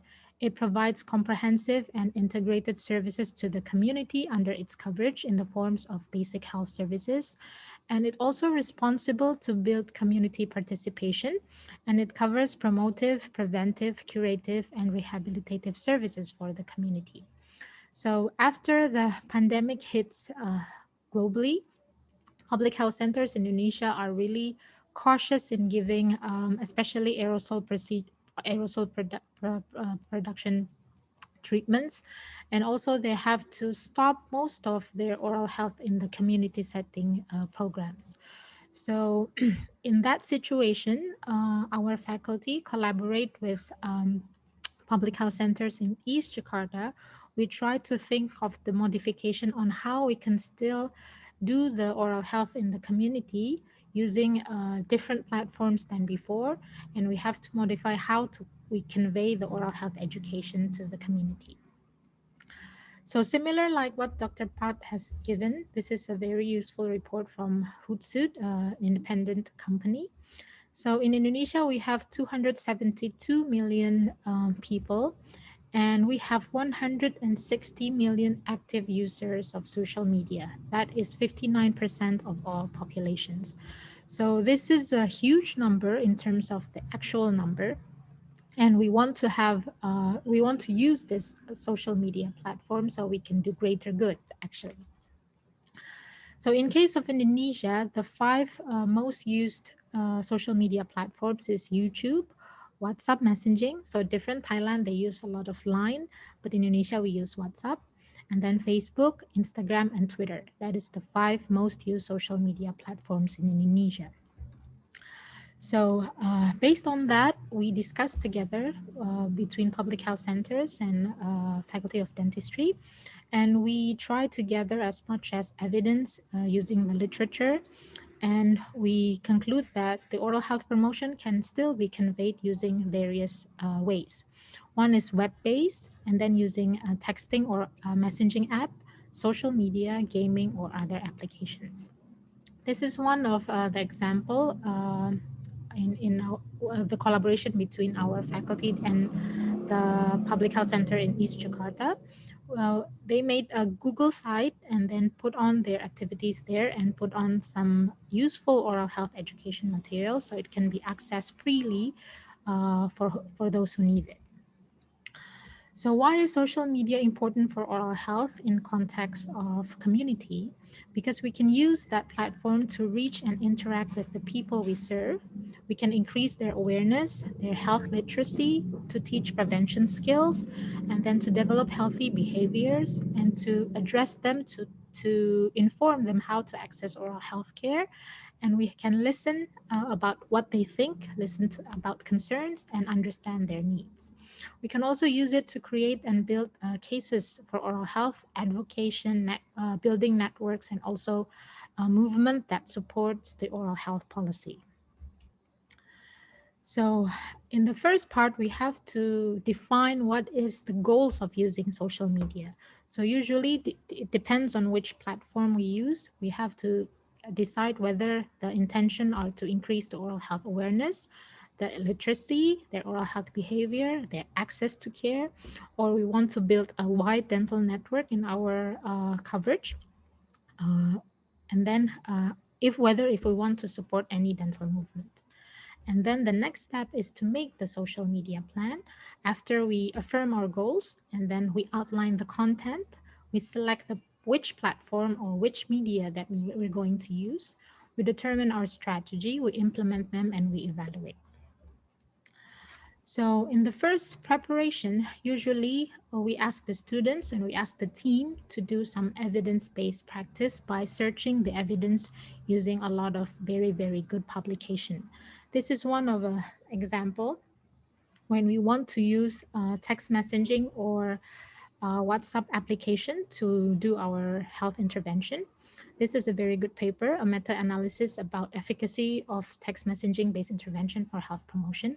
And from this article, we get some useful tips like it's better if you use both targeted and tailored message when you convey your oral health education, and then use some personalized strategies like using the participant's name. So they're being addressed by their name, so it feels very personal. And you can use either single or multiple modalities to convey your intervention.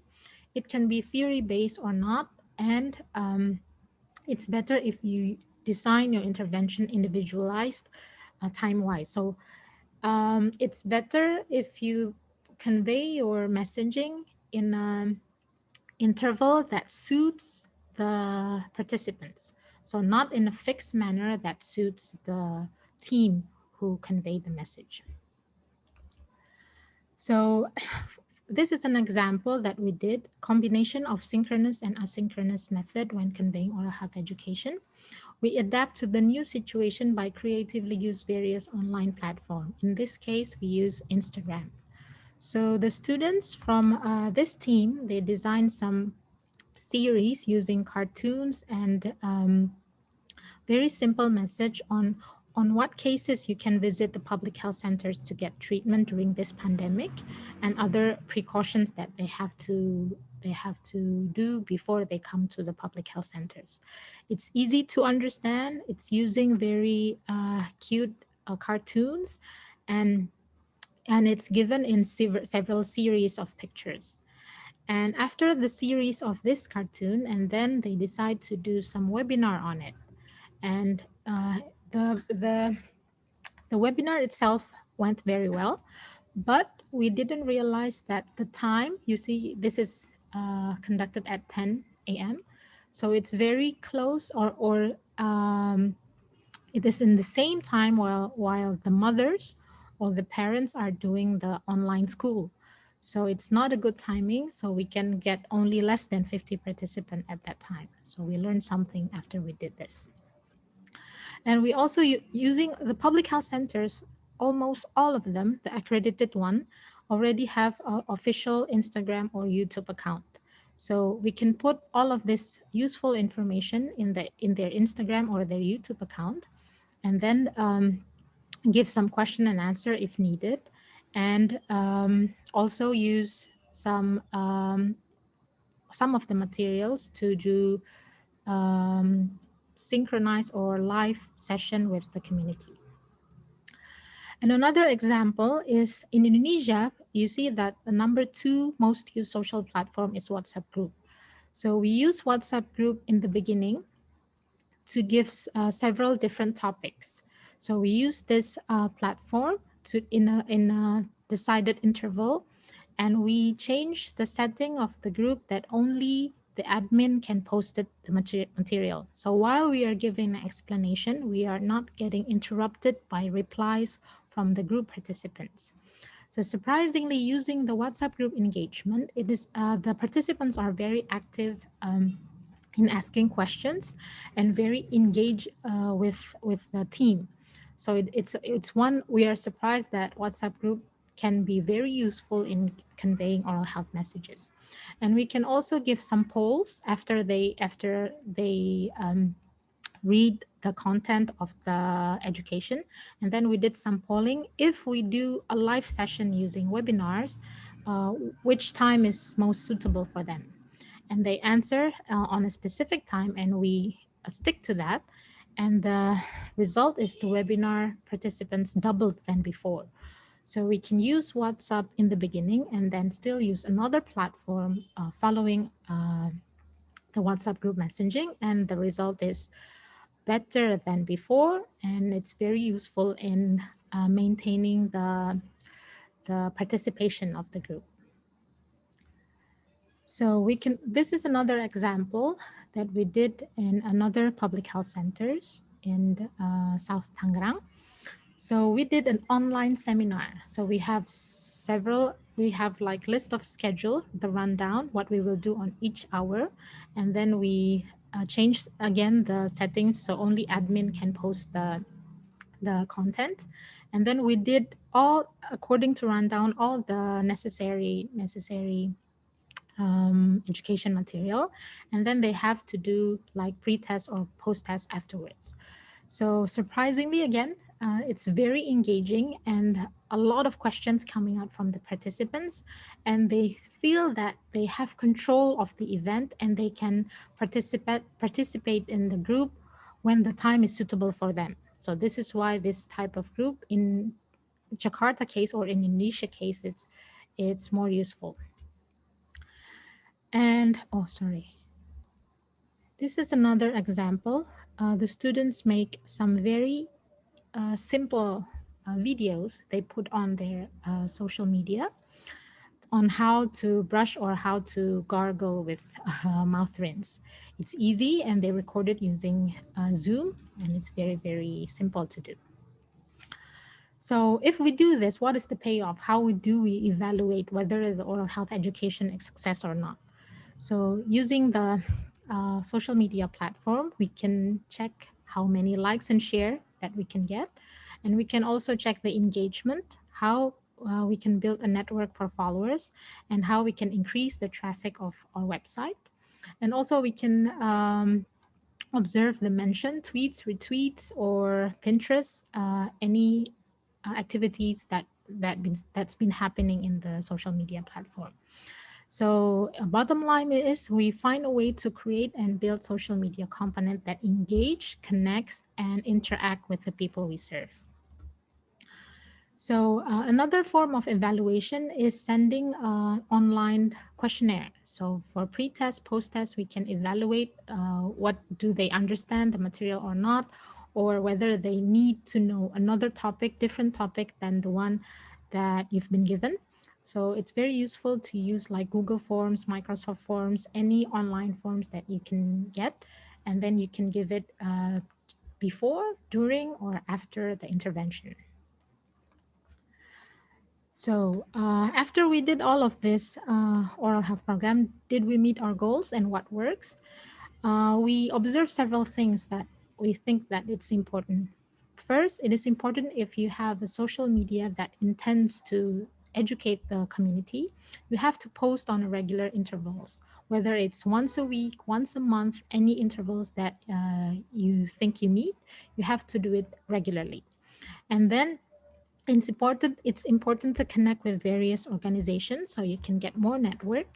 And then you have to pay attention to trending topics so you can link oral health to what is happening in the world. And then make the sentences short and captive with flair. You can add pictures, hashtags, or anything. So the key is how the engagement is the key to effective social media usage in the community. And we also have, we can track goals and progress using various tools in the, whether the participation rate is going down or increasing, you can use a lot of tools to do that. And then it's important to assign responsibility for social media or person in charge who update and observe the development of the social media. And we have some potential barriers. Some public relations or communication office in the public health centers are very strict. So before we upload any information, all the messages must be vetted, must be checked by many levels of administration. And this type of behavior will lead that the information post will be delayed. And this process is not conducive to social media, which is very dynamic. And also if the account itself do not have a lot of followers yet, or we don't engage with another organization, we have limited public health messaging reach. And after we do for several months for this type of oral health education, we get feedback after the implementation. First is to simplify the online platform use. Do not use too many platforms at the same time. For example, Zoom combined with Google Meet, combined with Microsoft Teams or WhatsApp sometimes can be overwhelming for the participants. And consider the time spent online. If you do a synchronous meeting like Zoom, if you do it like more than 2 hours, that can cause an eye strain and reduce the participation rate of the participants. And we also have to increase coordination between the oral health program team and all the oral health program stakeholders to avoid misperceptions as the social media activities progress along. And a lot of participants also ask for more use of video demonstration on teaching them oral hygiene skills or how to maintain oral health during quarantine, or also on how to or in what conditions should people access the public health center or other oral health care facilities. So the lesson learned after we did this is in terms of community setting, in this condition, in the pandemic condition, social media can be a priority, especially to stick to convey your oral health messages or still doing your oral health programs so that the oral health status in the community will not decrease. And then recognize the value of using the social media and build case for effective use of social media. Build a good relationship inside and outside your community. And then consider to create an independent program and collaborate a lot. Collaborate sparks creation between, for example, public health centers and the faculty, public health centers and the industry. You can get a lot of ideas and you can get a lot of support. And don't let barriers stand in your way, and find a creative way to make your social media lively. So for future consideration, perhaps we can think of how make the session more interactive. We encourage feedback from the participants. And also we can use rewards or prizes. We can incentivize the engagement to attract the audience or increase their engagement. And we maximize the platform use, the one you choose for your oral health program. So this is what I can convey to you. So social media is not about exploitation of technology, but service to the community. So this is my email address in case you want to connect in social media or you want to have further questions. Thank you so much. We will proceed with question and answer. So Dr. Haslina and Dr. Pat, could you turn on your video? Okay, wait a minute.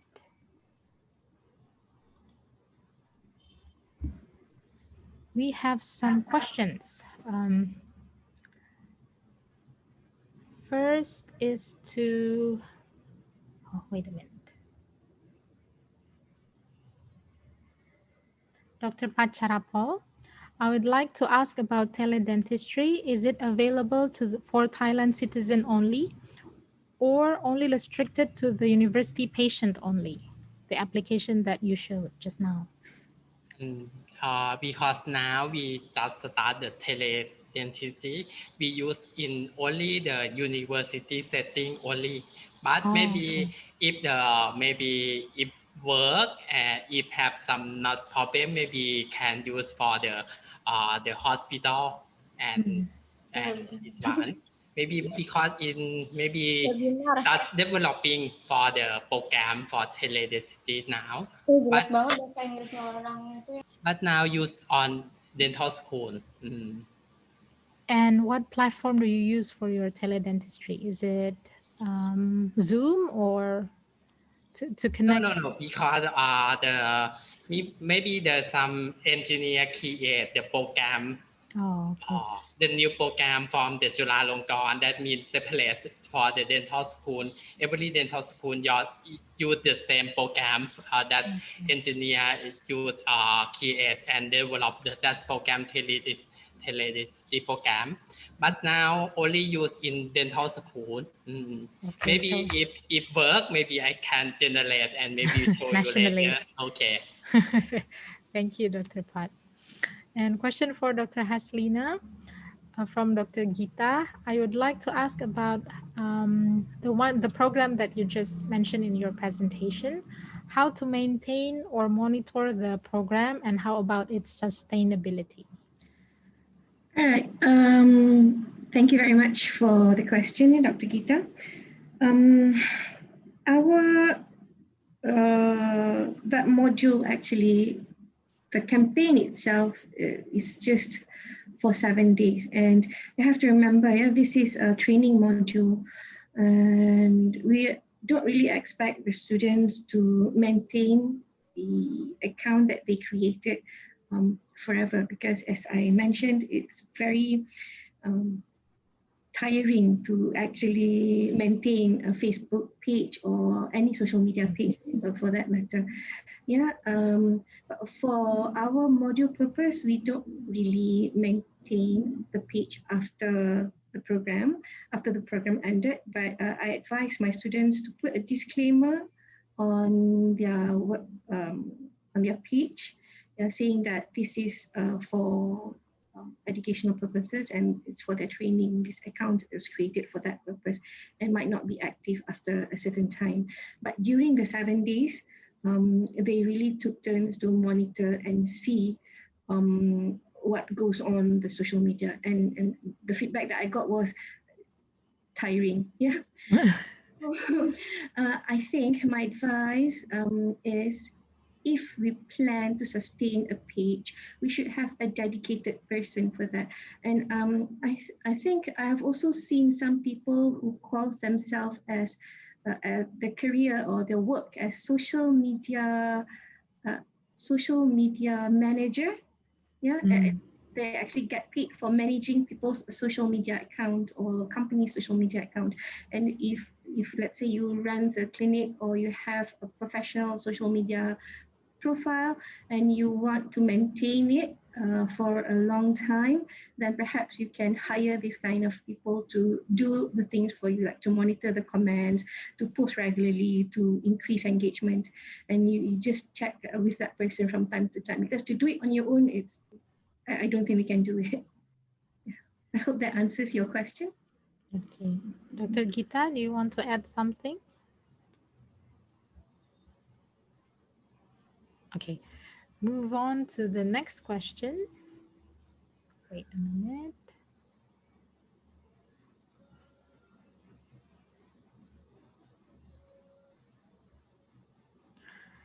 Thank you for your presentation, Dr. Haslina and Dr. Pacharapol. The question is from Dr. Atik. Usually SM used by adolescent or adult people who has a good digital literacy. In case of the elderly people, do you have any idea or experience by using online oral health promotion for them? This is a huge problem in Indonesia, actually. Dr. Pat wants to go first. I think what I can suggest is, well, of course, elderly is a bit difficult, but it would be good if we can also address the caregivers, because I think in Asian community, our parents or our elderly members of the family normally stays with us and not alone, not like in some countries, like we don't really hear old people living alone, right? So they have their daughters, sons, and caregivers. And perhaps we can also, when we design a program, we can also try to engage the caregivers. And the content might be for the elderly, but the way we promote it, the way we sell the thing, it's not really sell, but the way we promote, we should also address the caregivers so that they will be interested to look at the content and to use it to share. Maybe they can watch it together with their parents, or maybe they can use the information that they learned for their parents or for their grandparents or the elderly that stay with them. So target the caregivers instead of the elderly so they can reach the elderly. Yeah, so that's one of the things that I can think of. But because to expect an elderly to go on Instagram, that's quite Challenging. Yeah. isn't it? So indirect approach is the one you suggest. Okay, Yeah. Dr. Pat? Okay, but for me in Thailand, maybe the small number of the elderly use the social media because maybe everyone have the smartphone, but the smartphone maybe not cover for the social media and not cover for internet. That's why I try to use the same Dr. Haselina use for the caregiver. Maybe it's work for do the research and do the research for the elderly if you have the caregiver for take care the elderly one. Okay. So still you can, in Thailand, you can still do the intervention using social media directly to the elderly. Caregiver. But you have to choose maybe popular social media that is being used by the elderly or the caregiver. Yeah, sure. Okay. And another question.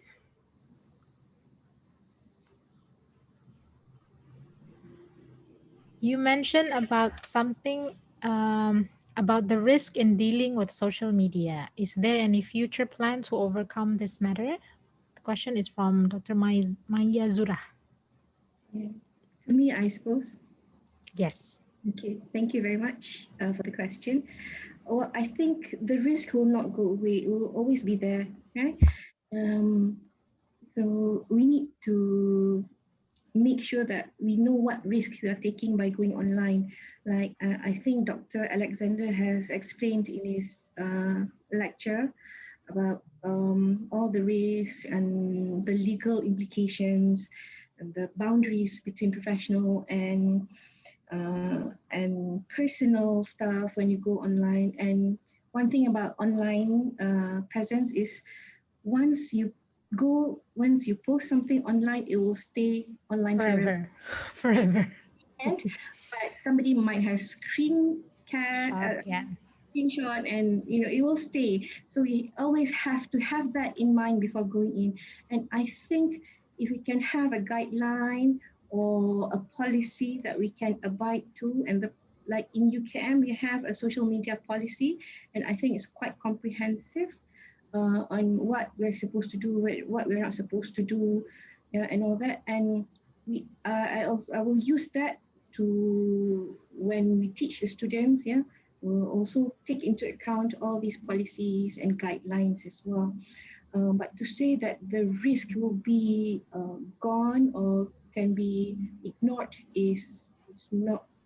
I don't think it's appropriate because it will always be there, and the risk it will always. I think the type of risk will change as time goes by. Yeah, because in those days not many people were online, but now a lot of people are online and they think they're so smart just because they know how to use Google Scholar. Yeah, and so these are the things that we need to make sure we explain to our students every time we do this exercise with them. So to have a perfect way of doing it, maybe it's difficult, but we're trying. We try, and it will be good also for maybe the authority in the country. Like in Malaysia, we have the Malaysian Dental Council, and maybe some associations or the large associations can come up with programs or policies and guidelines for the members to follow. I hope that answers your question, Dr. Maizer. Okay. Comments from Dr. Gita. Thank you for your explanation, Dr. Haslina. I agree with you. We need person or a team who's dedicated or specialized to maintain and monitoring the social media program continuity. Thank you very much. Okay, one question from Dr. Nurul. For the evaluation of oral health program using pre and post test questions, for me, do you use questions that already validated?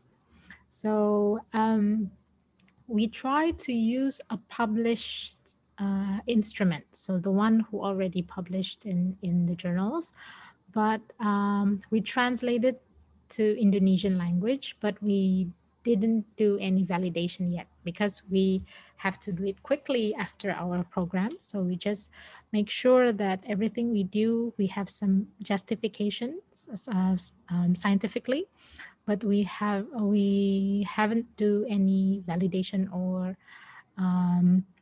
any reliability tests in that matter.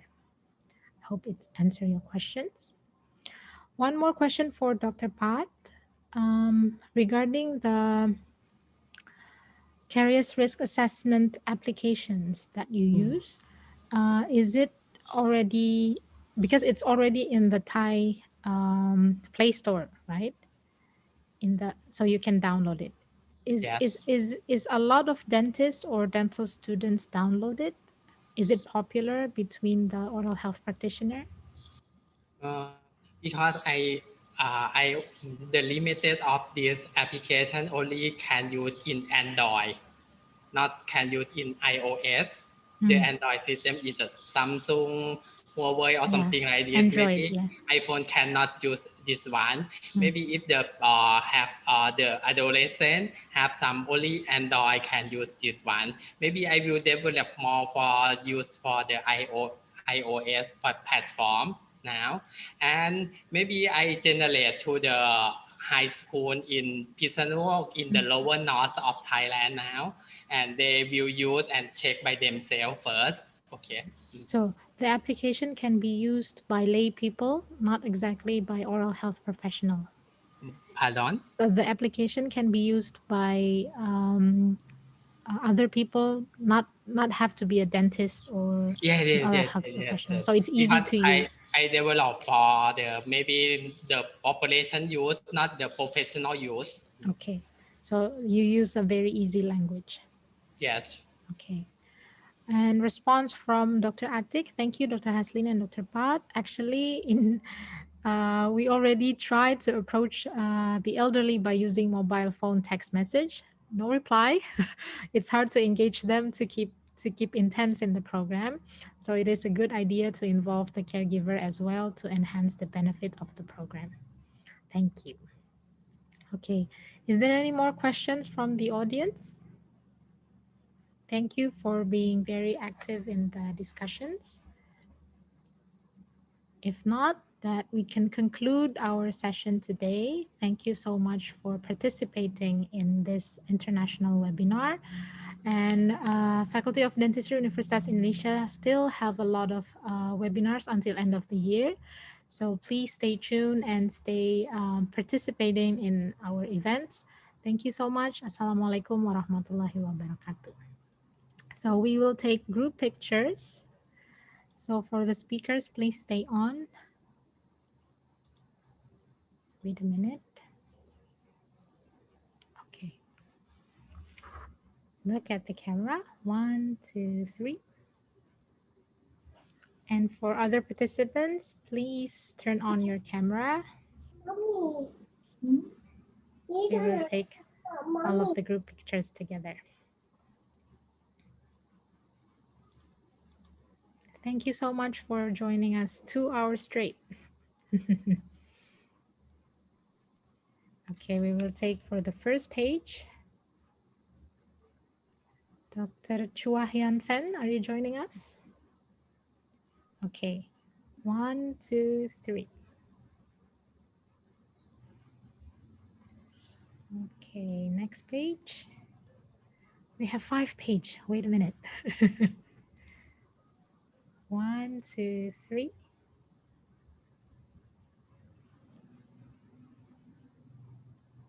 Okay, third page.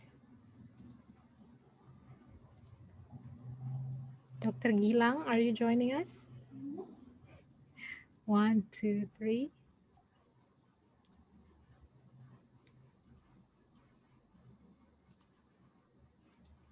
Okay, one more.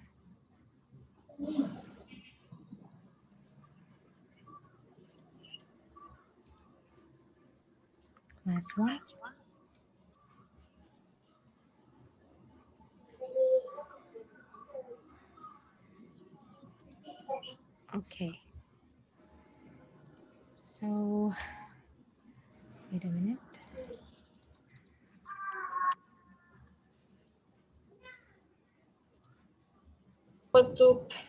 Meeting lagi penat lah. Thank you so much for joining us. That is all.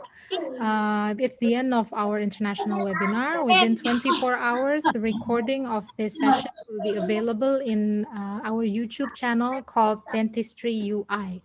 So you can check that website and you can watch again the whole recording of this event. Thank you so much for participating and see you soon. Assalamualaikum warahmatullahi wabarakatuh. Thank you, Dr. Haslina. Thank you, Dr. Pat. See you again. Bye-bye.